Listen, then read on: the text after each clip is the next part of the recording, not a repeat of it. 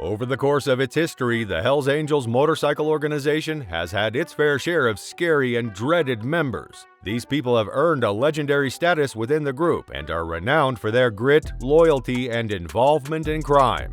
The Hells Angels' 10 most infamous members will be examined in this video, along with their histories, legacies, and effects on the organization as a whole.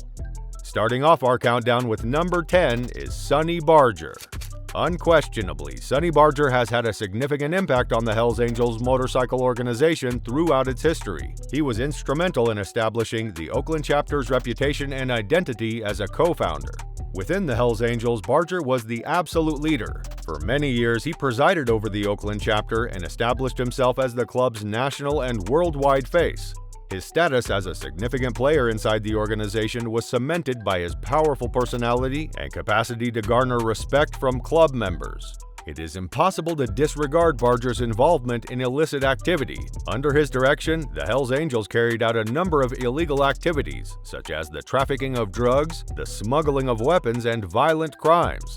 Due to his participation in a plot to blow up a rival motorbike club's clubhouse, Barger was found guilty and sentenced to time in prison. Coming in at number 9 on our list is George Christie. George Christie, a former president of the Hells Angels chapter in Ventura, became well known within the organization for his strategic thinking, charismatic leadership, and controversial methods. He had a profound effect on the Hells Angels and the motorcycle club scene during his time as a chapter president. Stepping on to number 8 on our list is Terry Orendorf. In the turbulent 1960s and 1970s, Terry Orendorf, better known as Terry the Tramp, was a dreaded Hells Angel. Within the motorbike club, he had a reputation as a fiery and erratic person who irrevocably altered its history.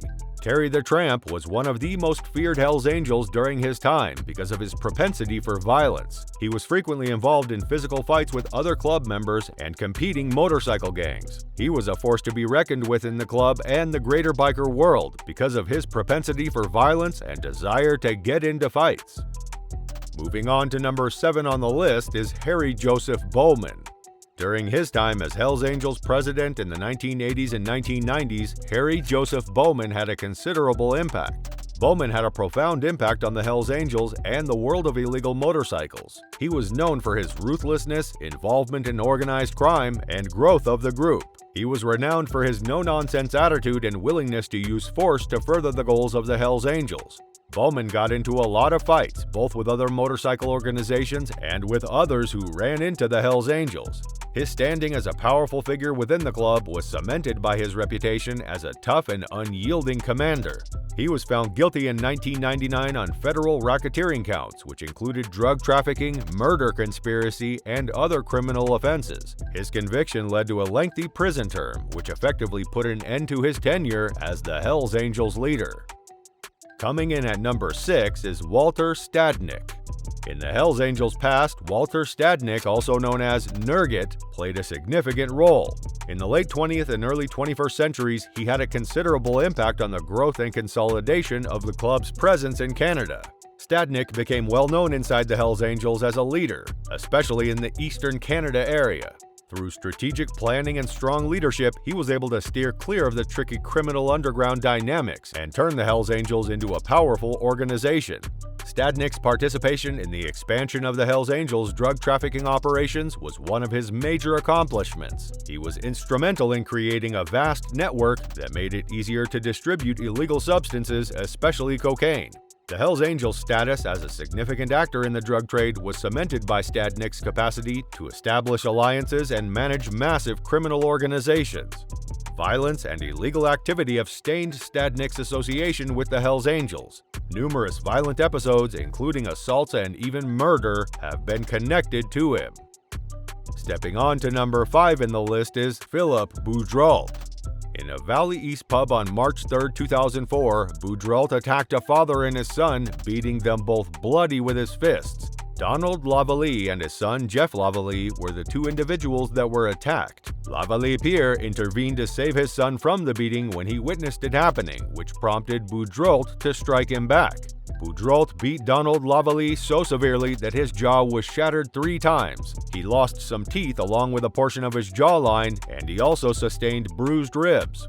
Boudreau was found guilty of a severe attack in a Sudbury pub in 2004 and sentenced in 2005. He agreed to a prison sentence of 3 years and accepted the lesser long-term offender classification, narrowly avoiding the dangerous offender designation and a life sentence in prison. Moving forward to number 4 on our list is Richard Vallee. With the help of Vallee, the Hells Angels were able to carry drugs across the border between Canada and the United States. In the border town of Champlain, New York, a group of Canadian Hells Angels entered a pub and bowling alley in January 1993 and asked the barman, Lee Carter, if he wanted to make some money transporting cocaine from New York to Montreal.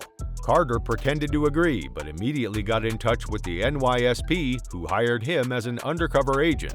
Carter bought cocaine in New York and gave it to 2 Canadian Hells Angels who tried to cross the border with it but were apprehended by American Customs. After being extradited to the United States in 2006, Vallee was found guilty of first-degree murder in connection with Carter's passing in September 2007. Vallee was given a life sentence in prison without the possibility of parole on April 13, 2008. Coming in at number 3 is Gerard Ward. In the Niagara Peninsula, Ward was on the verge of having a monopoly over the cocaine trade. He was well known in the criminal underworld for both the excellent quality of his cocaine, which drew drug dealers from all over Ontario to him in order to buy from him, and for the rival drug dealers who would pose as his employees in order to raise their own prices. Between 81 and 90% of the cocaine that Ward sold was pure. The police calculated that Ward was in charge of selling 75% of the cocaine in the Niagara region. Number 2, and the second most dreadful in the list, is David Carroll. Carroll collaborated with Lessard on the plans for the Lennoxville massacre, discussing how to get rid of the Montreal North chapter, which they had determined was a risk for the Hells Angels. Carroll visited Quebec in March 1985 to help Lessard fight the Laval chapter. Carroll, who was present at the Lennoxville shooting on March 24, 1985, was accused of first-degree murder for his actions at the time, but he was exonerated in 1987. In connection with the killing of a young man in Dartmouth who was allegedly in drug debt to the Hells Angels, Carroll was charged with first-degree murder once more on April 7, 1988. The trial resulted in another acquittal for Carroll. In the top spot and number 1 is Maurice Boucher. Boucher was found guilty of rape after holding a gun to the head of a 16-year-old girl in September 1984 and threatening to shoot her immediately if she refused to have sex with him. Boucher was able to fraudulently receive unemployment benefits while he was incarcerated. The address where the checks were being sent was a prison, but a clerk didn't realize it until just before his release in January 1986.